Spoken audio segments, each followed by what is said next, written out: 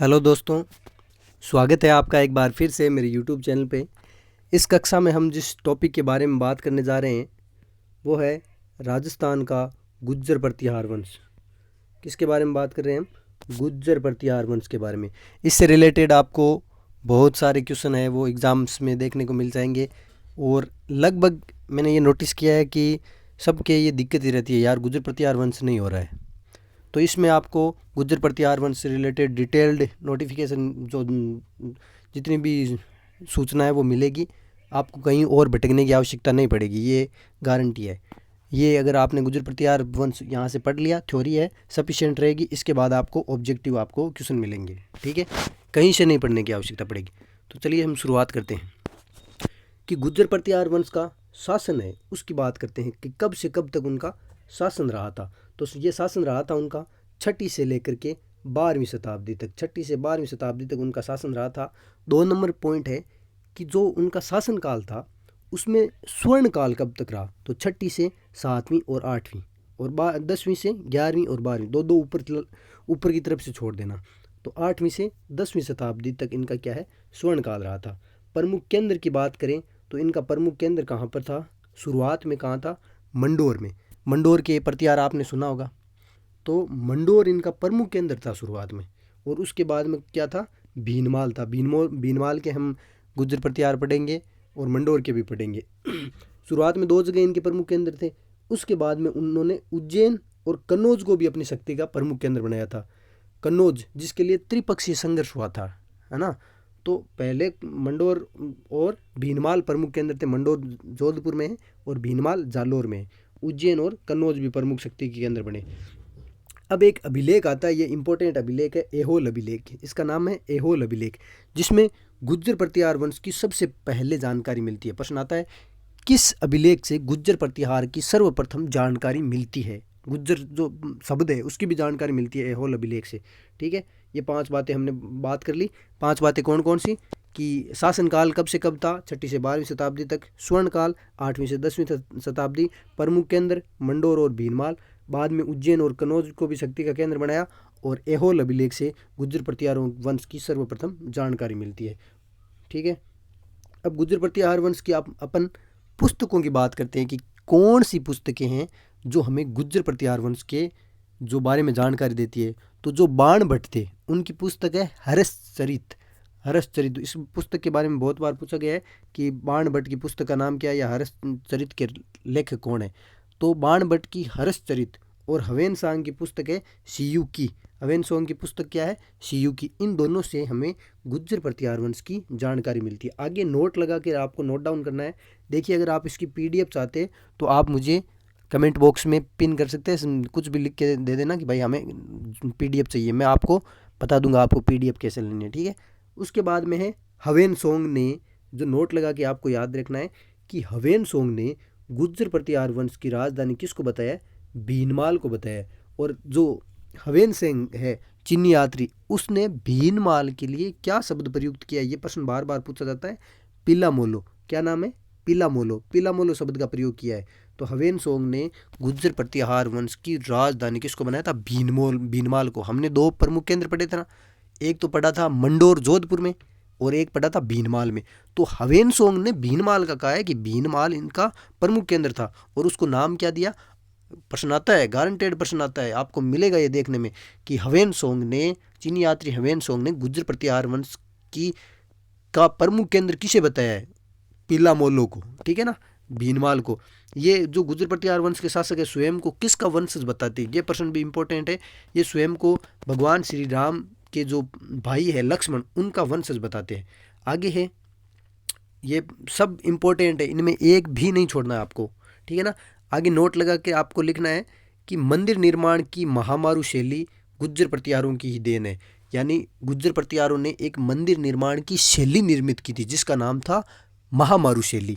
इस महामारू शैली की विशेषता क्या है कि इसके अंतर्गत जितने भी मंदिर बने हुए ना, वो भगवान जो सूर्य है उनको समर्पित है। सबसे ज़्यादा सूर्य देव को समर्पित है, सूर्य या विष्णु को, ठीक है ना। आगे बात करते हैं गुज्जर प्रतिहार वंश में। तो गुज्जर प्रतिहार वंश के अधिकांश मंदिर जो महामारू शैली में निर्मित है वो किसके है? सूर्य या भगवान विष्णु के है मंदिर है, ये भी याद कर रखना है आपको। आगे बात करते हैं कि मुहणोत नैण सिंह ने 26 शाखाओं का उल्लेख किया है। मुहणोत नैण सिंह ने गुज्जर प्रतिहार वंश की 26 शाखाओं का उल्लेख किया है, ठीक है ना। ये प्रश्न भी बहुत इंपॉर्टेंट है। चौहानों की कितनी शाखाओं का उल्लेख किया है मुहणोत नैण सिंह ने, वो आपको कमेंट बॉक्स में उत्तर लिखना है आपको। ये मेरा प्रश्न है कि मुहणोत नैण सिंह ने जो चौहानों की कितनी शाखाओं का बताया, तो उन्होंने गुज्जर प्रतिहारों की 26 शाखाओं का उल्लेख किया था। इनकी कुल देवी कौन सी है? चामुंडा माता। गुज्जर प्रतिहार वंश के शासकों की कुल देवी का नाम क्या है? चामुंडा माता। मोस्ट है ये बात भी कि प्राचीनतम शाखा कौन सी है? मंडोर, हमने बात की है। हवेनसोंग है वो प्रमुख रूप से किसको बोलता है? हवेनसोंग जो भीनमाल है जिसको पिलोमोलो भी कहा है, पोलोमोलो या पिलोमोलो भी कहा है। और प्राचीनतम शाखा है मंडोर, हमने बात की थी। शुरुआती शाखा में मंडोर और उज्जैन है और बाद में कन्नौज, उज्जैन और कन्नौज भी शामिल हो जाते हैं, ठीक है। प्राचीनतम शाखा कौन सी होगी? मंडोर। और गुज्जर प्रतिहार वंश की कुल देवी कौन सी है? चामुंडा माता, ठीक है, बहुत अच्छी। आगे है गुज्जर प्रतिहार वंश की जो मंडोर शाखा है, हम उसके बारे में बात करते हैं। हमने ये बेसिक इंट्रोडक्शन बात कर लिया है। अब जो मंडोर की शाखा है ना गुज्जर प्रतिहारों की, उसके बारे में हम बात करेंगे। कहाँ से? मंडोर, शुरुआती शाखा है ये। इसका सबसे पहला शासक कौन है? हरिश्चंद्र है। मंडोर शाखा का सर्वप्रथम शासक है हरिश्चंद्र। इसके बारे में हम क्या बात करते हैं? इसकी उपाधि क्या है? रोहिलदी। इसको बोला जाता है रोहिलदी। रोहिलदी है। प्रतिहारों का गुरु भी इसे कहा जाता है। प्रतिहारों का आदि पुरुष कहा जाता है। प्रतिहार वंश का संस्थापक कहा जाता है। शुरुआत में मंडोर शाखा है, मंडोर शाखा में सबसे पहला शासक हरिश्चंद्र आ रहा है, तो इसको संस्थापक कहेंगे। संस्थापक होता है उसको ही आदि पुरुष बोलते हैं, उसको ही मूल पुरुष बोलते हैं। अब पहला है तो गुरु भी बोलेंगे, तो प्रतिहारों का गुरु भी बोलते हैं। इसकी इंपॉर्टेंट उपाधि यही है रोहिलदी। हालांकि ये सभी इंपॉर्टेंट है, ठीक है ना। प्रतिहार शासक हरिश्चंद्र की उपाधि है रोहिलदी। रोहिलदी, प्रतिहारों का गुरु, प्रतिहारों का आदि पुरुष, प्रतिहार वंश का संस्थापक, प्रतिहारों का मूल पुरुष, ठीक है ना। पीडीएफ चाहिए तो आप कमेंट बॉक्स में पिन कर देना भाई, ठीक है ना, अपना कमेंट। घटियाला शिलालेख। अब हरिश्चंद्र के बारे में हम बात करते हैं। 2 नंबर पॉइंट है घटियाला शिलालेख। इस शिलालेख के अनुसार 6ठी से 12वीं शताब्दी इनका शासन था और 8वीं से 10वीं शताब्दी की इनका स्वर्ण काल था। तो घटियाला शिलालेख क्या कहता है? घटियाला शिलालेख के अनुसार 6ठी शताब्दी के दूसरे चरण में हरिश्चंद्र नाम का एक ब्राह्मण विद्वान था, इसे रोहिलदी कहा जाता है। यानी हरिश्चंद्र के बारे में जानकारी देने वाला अभिलेख कौन सा है? घटियाला शिलालेख है, ठीक है ना। ये घटियाला शिलालेख 6ठी शताब्दी की बात कर रहा है और 6ठी शताब्दी से ही तो इन्होंने शासन शुरू किया था, तो इसको आदि पुरुष कहेंगे, मूल पुरुष कहेंगे। क्यों? 6ठी शताब्दी से 12वीं शताब्दी तक इनका शासनकाल चला था और 8वीं से 10वीं शताब्दी तक इनका स्वर्ण काल था। तो घटियाला शिलालेख हरिश्चंद्र या रोहिलदी के बारे में, जो प्रतिहारों का आदि पुरुष, मूल पुरुष या संस्थापक है, उसके बारे में जानकारी देता है, ठीक है। आगे बात करते हैं कि हरिश्चंद्र की 2 पत्नियां थी भाई, शादियां हुई थी इसकी 2 बार हुई थी। एक तो ब्राह्मण वंशीय पत्नी और दूसरी थी क्षत्रिय कुल की पत्नी। अब हम कह सकते हैं गुज्जर प्रतिहार वैसे उच्च वर्ग के थे, क्योंकि ब्राह्मण वंश से और क्षत्रिय वंश से शादी हुई है, तो कन्फर्म है ये क्षत्रिय वंश से रिलेटेड होंगे, ठीक है ना। और ब्राह्मण भी हो सकते हैं, कोई कन्फर्म नहीं है। क्षत्रिय पत्नी और ब्राह्मणी पत्नी। ब्राह्मणी पत्नी थी ना, उससे ब्राह्मण प्रतिहार उत्पन्न हुए और क्षत्रिय रानी से उत्पन्न संतान कौन हुए? क्षत्रिय प्रतिहार। अब आगे बात करते हैं, क्षत्रिय रानी भद्रा थी ना, क्षत्रिय रानी से क्षत्रिय प्रतिहार उत्पन्न हुए। और अब क्षत्रिय प्रतिहारों के बारे में हम बात करेंगे। जो क्षत्रिय रानी है जिसका नाम है भद्रा, उसके 4 पुत्र हुए थे। उनका नाम है भोगभट, कक, रज्जिल और दय। 4 पुत्र हैं, ठीक है। चारों पुत्रों ने मिलकर किसको जीता है? मंडोर को जीता है और उसके चारों ओर एक प्राचीर यानी दीवार का निर्माण करवाया और गुज्जर प्रतिहार वंश की स्थापना की। यही बात देखिए, हम किसके? मंडोर की शाखा बात कर रहे हैं। हरिश्चंद्र के 4 पुत्र है, भोगभट, रज्जिल, कक और दह। इन्होंने चारों ने क्या किया है? इस मंडोर को जीतकर गुज्जर प्रतिहार वंश की राजधानी बनाया है, ठीक है ना। तो हम मंडोर शाखा के बारे में बात कर रहे हैं। तो हरिश्चंद्र के कितने पुत्र हुए? 4, भोगभट, रज्जिल, कक और दह। अब हम शासक के बारे में बात कर रहे हैं, उसका नाम है रज्जिल। हरिश्चंद्र का पुत्र है, ये तो हमें पता है, ठीक है। हरिश्चंद्र के बाद मंडोर की जो वंशावली है वो रज्जिल से शुरू होती है, ठीक है। राजधानी इसने क्या बनाया? मंडोर को बनाया। भाई इन चारों भाइयों ने मिलकर मंडोर को जीता है, उसके चारों ओर प्राचीर का निर्माण कराया और मंडोर को राजधानी बनाया, ठीक है। तो हरिश्चंद्र जो ये रज्जिल है उसकी राजधानी क्या हो गई? मंडोर होगी। पुत्र किसका है? हरिश्चंद्र का है। ठीक है, इसने एक यज्ञ कराया था। ये प्रश्न आता है किस शासक ने राजसूय यज्ञ करवाया था? जो रज्जिल था उसने क्या है? राजसूय यज्ञ कराया था। और इसने एक मंदिर का निर्माण कराया था, महामंडलेश्वर मंदिर। ठीक है, मंडोर को राजधानी बनाया, महामंडलेश्वर, मंडोर मंडलेश्वर, मंडोर और मंडलेश्वर ये याद रख लेना। मंडोर को राजधानी बनाया, महामंडलेश्वर मंदिर का निर्माण कराया और राजसूय यज्ञ करवाया। ठीक है, अब मंडोर को राजधानी बनाया तो यज्ञ तो कराएगा कि भाई कोई आप नया भवन बनाते हो, मकान बनाते हो तो आप क्या करते हो? यज्ञ कराते हो। वैसे ही इसने मंडोर को राजधानी बना के एक यज्ञ करवाया था, नरभट्ट की उपाधि। ठीक है, जो इसके बाद रज्जिल के बाद जो अगला शासक है ना, ये है नरभट्ट। उसकी ज़्यादा कोई खास जानकारी नहीं है आपको। नरभट्ट की केवल एक क्या है? उपाधि याद रखनी है।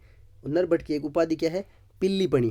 ठीक है ना, पिल्लो मोलो किसको बोला है? पोलो मोलो या पिल्लो मोलो किसको बोला है? हवेन सोंग ने भीनमाल को बोला है। ठीक है ना, और पिल्लीपणी उपाधि किसकी है? ये नरभट्ट की उपाधि है।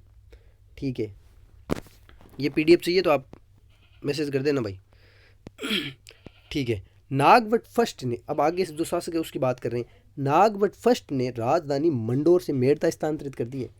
चारों भाइयों ने जीता किसको है? मेड़ता को राजधानी बनाया है, महामंडलेश्वर मंदिर निर्माण कराया और राजसूय यज्ञ किया है। किसने? रज्जिल ने, जो हरिश्चंद्र का पुत्र है। अब नरभट्ट है उसकी पिल्लापणी उपाधि। अब नाम आता है नागभट्ट। क्या नाम आता है? नागभट्ट। नागभट्ट ने राजधानी मंडोर से मेड़ता स्थानांतरित कर दी है। ठीक है ना, अब आगे आता है शिलुक। शिलुक ने वल मंडल यानी जैसलमेर के देवराज भाटी को हराया था।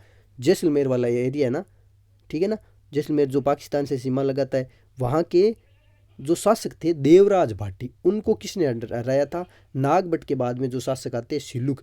शिलुक ने वल मंडल यानी जैसलमेर के देवराज भाटी को हराया था। ठीक है, जोट प्रतिहार। जोट प्रतिहार की विशेषता है कि इसने गंगा नदी में समाधि ली थी।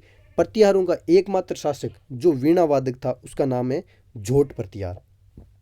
जोट प्रतिहार के बारे में दो बातें याद रख लेना। एक भी प्रश्न है ना, एक भी सिंगल, ओनली सिंगल, यानी सिंगल 1% आपका गलत नहीं होने दूंगा, क्योंकि इसके बाद मैं ऑब्जेक्टिव डालूंगा। मैं थ्योरी की क्लास कम डालूंगा, ऑब्जेक्टिव ज़्यादा डालूंगा, लेकिन थ्योरी की जो क्लास डालूंगा ना, ऐसी क्लास डालूंगा उसकी आज तक यूट्यूब इतिहास में नहीं है। ठीक है ना, ठीक है, PDF दूंगा, फ्री में PDF दूंगा, कुछ नहीं लूँगा। ठीक है, जोट प्रतिहार, इसने समाधि कहाँ पे ली थी? गंगा में। प्रतिहारों का एकमात्र शासक जो वीणा वादक था वो कौन था? जोट। उसके बाद हम बात करते हैं कक।